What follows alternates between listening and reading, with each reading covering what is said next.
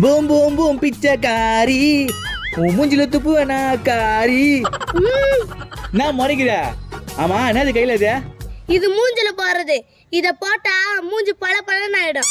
அப்படியா? அப்ப மாமா குளிச்சிட்டு வந்துரு, இது ரெடியா வச்சுக்கோ. நானே இதை போட்டு பல பலன்னு ஆயிடுறேன். இந்த பெப்பி காயில வச்சு உன்னை என்ன பண்ற பாரு. பல பலன்னு ஆகணுமா?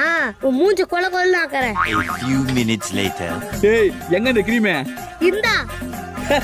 இன்னைக்கு பல பலன்னு ஆயிட வேண்டியதுதான்.